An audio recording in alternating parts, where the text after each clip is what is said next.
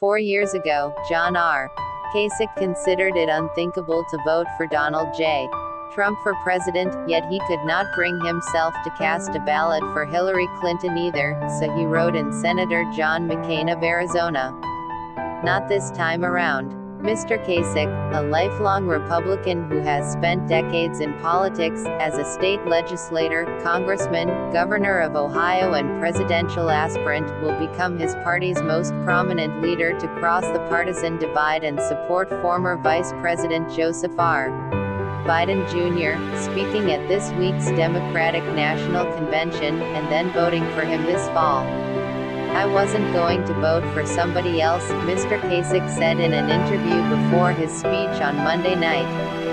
"I just wasn't going to do it this time. I did it the last time.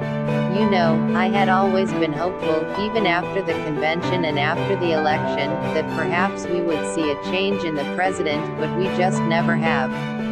I happen to think it's the soul of our country that is being damaged, and that's what I'm concerned about."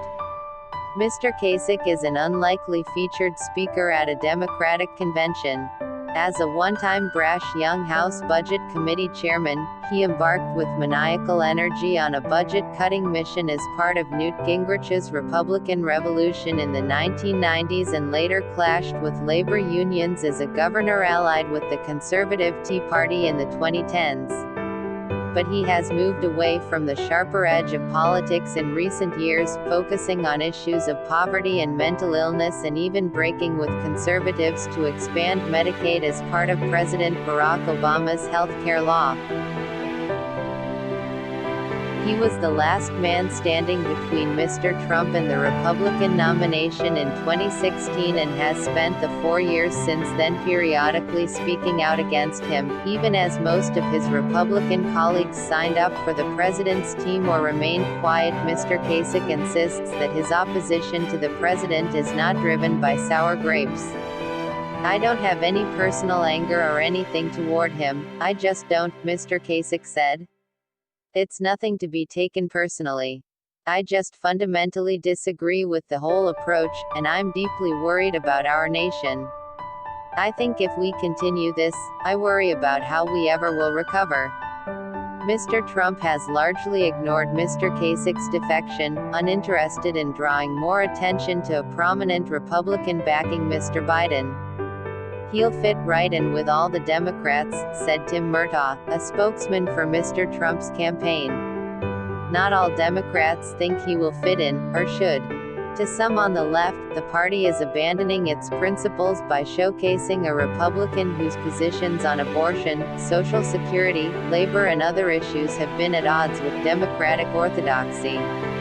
Among Democrats surveyed by CBS News, only 38% want to hear Mr. Kasich speak at the convention, compared with 72% for Senator Elizabeth Warren of Massachusetts and 63% for Representative Alexandria Ocasio-Cortez of New York, two liberal champions who will also get airtime. The party should be focused on energizing Democratic voters rather than using their convention to reassure billionaires, corporate donors and Republican lobbyists that they won't actually try to challenge the status quo, said David Sirota, a former speechwriter for Senator Bernie Sanders, independent of Vermont, who is also speaking Monday night. Mr. Biden and his allies argue that Democrats should welcome anyone to their battle to remove Mr. Trump from the White House, and that a purity test would be self-destructive. "It's great to see Kasich as a speaker at our convention," said former Gov. James J. Blanchard of Michigan, a Biden delegate and a Democrat, because Mr. Kasich represents that group of independents and moderate Republicans Mr. Biden is seeking to win over. How much Mr. Kasich can attract other disaffected Republicans to support the Biden campaign is up for debate. He opted against running against Mr. Trump for the Republican nomination this time around, a concession to the president's command over the party. "Couldn't win. It's a non-starter," he said of such a challenge. There was no way to get traction. Mr. Kasich said he remains a Republican and acknowledged that he has deep disagreements with Mr. Biden on issues, but said that individual policy differences are less important than the broader crisis confronting the country. Somebody has to start being willing to break down this tribalism, he said. I don't think that I will achieve that, but somebody's got to start.